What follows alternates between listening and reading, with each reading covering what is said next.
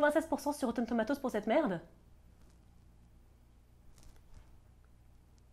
J'ai pas les mots.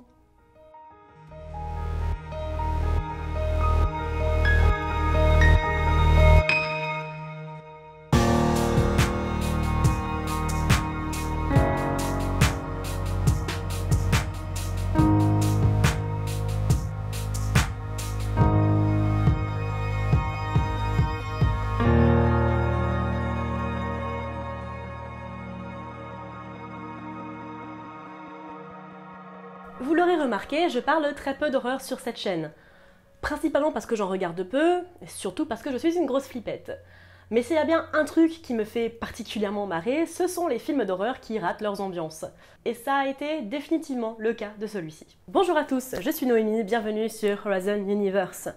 Aujourd'hui nous allons parler d'un film dont je n'explique absolument pas le succès, et encore moins ses excellentes notes sur les sites de critiques, A Quiet Place, ou Sans un bruit, un des pires films d'horreur ou à ambiance de ces 10 dernières années selon moi.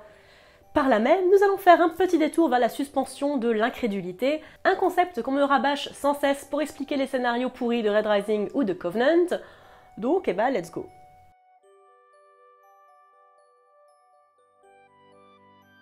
Notre film commence en 2020 où des créatures débarquent sur Terre sans grande explication.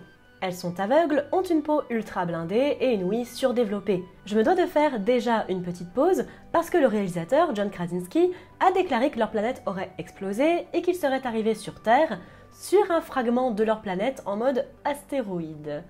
Les machins, ils ont survécu à une explosion et au vide de l'espace dans le plus grand des calmes. La famille Abbott, constituée d'Evelyn, jouée par Emily Blunt, Lee, jouée par Jim Halper, et leurs enfants, Regan, Marcus et Beau, survivent comme ils le peuvent en fouillant dans les magasins d'une ville abandonnée. Comme vous pouvez le voir, un world building illogique à souhait dès les premières minutes. Pourquoi utiliser des routes de sable? D'abord, ils ont trouvé où tout ce sable? Pourquoi il n'est pas parti avec la pluie? En plus, pour le placer là, ça a dû faire un sacré paquet de bruit. Pas convaincu que marcher à pied sur le sable fasse moins de bruit qu'en chaussures. A noter que Regan est atteinte de surdité congénitale et donc la famille parle en langue des signes, ce que je trouve méga cool. Beau, âgé de peut-être 4 ou 5 ans, est attiré par une fusée, mais Lee lui retire parce que ça pourrait faire trop de bruit. Mais Regan donne le jouet à Beau en cachette, et alors qu'ils rentrent chez eux, Beau active le jouet, qui fait du bruit, attire une bestiole et il se fait bouffer violemment. Donc tu laisses ton gamin de 5 ans faire sa vie dans un magasin plein d'objets qui peuvent faire du bruit? Alors je ne suis pas parent, mais dans un monde pareil, limite je bâillonne mon gosse. Et il ne voit pas qu'il a gardé le jouet, il est énorme. Et pourquoi tu laisses ton enfant à l'arrière? La logique serait de mettre un parent devant, un parent derrière et des enfants au milieu. Garde tes enfants en vue. Bref, 1 an plus tard, Regan se sent toujours terriblement responsable. Il y a de quoi, mais la vie continue. Elle continue tellement bien apparemment qu'Evelyn est enceinte jusqu'aux dents et on voit Jim bidouiller une radio et des implants auditifs pour Regan. Tout le but est de ne faire aucun bruit. Et pourtant, ils peuvent maintenir une ferme entière avec 2 enfants et 2 adultes avec des hectares entiers de maïs. Même s'ils avaient déjà la ferme avant l'invasion, ce qui n'est jamais validé ou invalidé, il faut bien replanter derrière et ça fait du bruit, même sans tracteur. Et pour récupérer le maïs, je ne parle même pas du fait d'habiter dans une vieille ferme qui doit bien grincer. Le bois, ça travaille et ça fait du bruit. Aussi, si l'invasion dure depuis 1 an, comment ont-ils mis les grains dans le silo? Je suppose que personne en vie ne ronfle ou ne parle dans son sommeil dans ce monde. Et quid des bruits du corps humain? Le ventre qui gronde? Le vent dans les cheveux? Comment ont-ils encore de l'essence ou de l'électricité? Les industries énergétiques sont bruyantes et pour sûr ne fonctionnent plus. D'où ça vient? J'aurais supposé qu'ils fonctionnent à l'énergie solaire ou au vent, pas au kérosène ou aux bougies, ce qui est en plus super dangereux. Regan a l'air un peu mise de côté par son père lorsque celui-ci emmène son fils pêcher près d'une cascade qui couvre le bruit de leur voix. Et c'est Marcus qui apprend à son père que Regan souffre de son comportement. Paye ton père de l'année! Alors bien sûr, je comprends que ça doit être horriblement difficile de perdre un enfant dans des circonstances pareilles, et en tant qu'humain, tu ne dois pas pouvoir t'empêcher de ressentir une certaine animosité envers Regan. En tant que père, il faudrait faire un effort. En rentrant de la pêche, Marcus et Jim tombent sur un vieil homme pleurant le cadavre de ce qui était probablement sa compagne, et pour se suicider, hurle, attirant une créature. Il faudrait m'expliquer comment Jim et Marcus n'attirent pas aussi une créature, vu le bruit que crée une course dans la forêt. Mais bon. Et puis le truc, il entend pas le battement de ton cœur à 10 cm, aussi. En parallèle, Evelyn, restée seule parce que Regan boude sur la tombe de son frère, perd les os et se plante sur un clou dans les escaliers, ce qui fait tomber un cadre en verre. Ouais. Pourquoi tu gardes des trucs qui cassent et ils font du bruit comme ça? Petite question. Et bien sûr, ça attire un monstre. Et fermez vos portes, bordel! Et Evelyn, tentant de retenir les contractions, active une alarme qui prévient les autres de la présence d'une bête. Elle attire la bête ailleurs et réussit à sortir de la cave grâce à un minuteur. Un des aspects assez ingénieux du film. Jim et Marcus rentrent au même moment, déclenchent un feu d'artifice pour attirer les bêtes, je suppose, pile au moment où Evelyn accouche dans la baignoire. Un des accouchements les plus rapides du monde, et très honnêtement, cette scène n'est là que pour ajouter une tension inutile. Et bordel, un nouveau-né qui ne pleure pas, Jim a un coup de flip en voyant le sang, mais en fait, tout va bien, évidemment. Il est conduit vers un sous-sol insonorisé, aménagé pour la naissance. Pendant ce temps, on découvre que l'implant de Regan, défectueux, émet un son qui effraie les monstres. Petite question, pourquoi ils ne rendent pas juste toute la maison insonorisée? Les studios d'enregistrement ont cette technologie depuis des années et ça marche très bien. Et ça se trouve dans n'importe quel magasin, genre Monsieur Bricolage.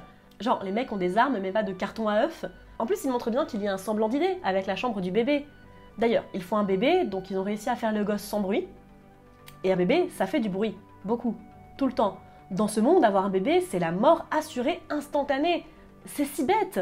Et pour l'accouchement, pourquoi ne pas avoir emmené Emily à la cascade depuis un bon mois déjà? Aussi, on n'a pas posé la question, mais pourquoi il y a un énorme clou sur ton escalier, bien dans le passage?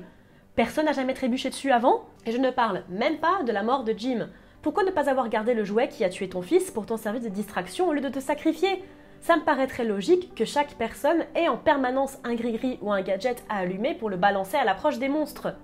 Bref, Regan récupère son frère, caché dans le maïs, et il se cache en haut d'un silo, faisant un feu pour alerter Jim, mais pas assez longtemps, faute de liquide.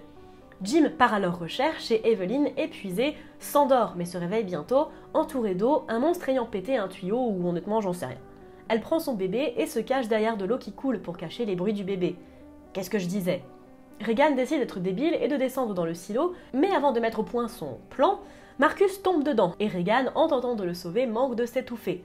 Heureusement, son super implant Deus Ex Machina de la mort qui tue les sauve tous les deux. Jim cache ses enfants dans une camionnette, se fait attaquer, ce qui fait crier Marcus.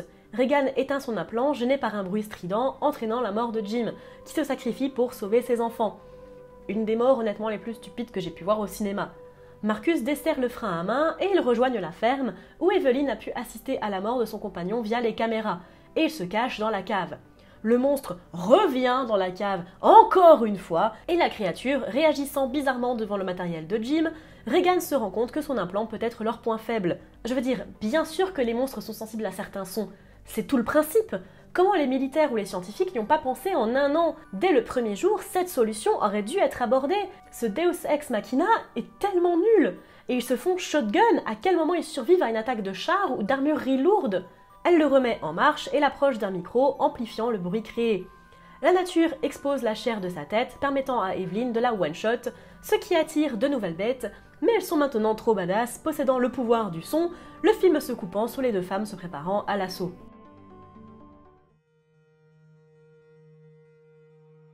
Le prémisse est buggé de base, le son ne se déplaçant pas sur des distances infinies plus vite que la lumière. Voilà, il fallait que ce soit dit. Un murmure est inaudible passé de 30 mètres, même avec une ouïe des plus développées. Et même si, prenons l'exemple, c'était le cas pour celle-ci, ça rendrait les créatures beaucoup trop faibles. Une voix normale les rendrait littéralement sourds. Une planète, surtout la Terre avec de la vie, ça fait du bruit. Comment ces machins n'ont juste pas complètement perdu la boule à côté d'une cascade, d'une usine ou d'un aéroport? Quand je lisais des critiques de ce film, pour comprendre un petit peu d'où venait la hype, la plupart du temps, les gens ayant aimé le film vont clamer haut et fort qu'un film n'a pas besoin de cohérence et que la suspension de la crédulité existe et est primordiale. Non. La suspension de la crédulité ne veut pas dire « ta gueule c'est un film », ça veut dire « voilà les règles, elles seront appliquées de manière cohérente dans le film et s'immerger dans un univers avec ces règles ».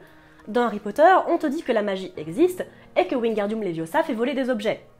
Ok, mais si la même formule est utilisée pour un autre effet, alors ça n'a plus de sens. Dans Star Wars, on t'explique bien que devenir Jedi demande des années d'entraînement. Mais c'est pareil. Je pose ça là, comme ça.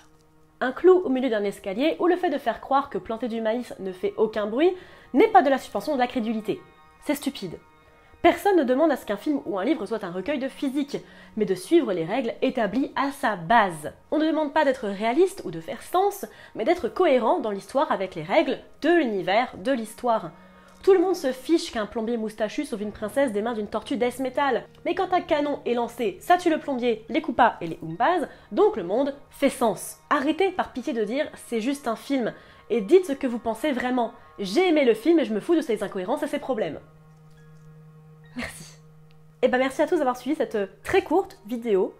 Honnêtement, il n'y avait pas grand chose de plus à dire sur le film, parce qu'honnêtement, je ne comprends pas son succès, et même en lisant beaucoup de critiques, parfois dithyrambiques sur ce film, je ne comprends toujours pas qu'on puisse l'aimer.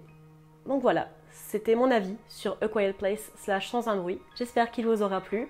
Comme d'habitude, je vous retrouve sur mes différents réseaux sociaux, Twitter, Instagram, Goodreads et aussi Tipeee si vous avez envie de soutenir le projet de la chaîne. Et moi je vous dis à bientôt dans l'univers.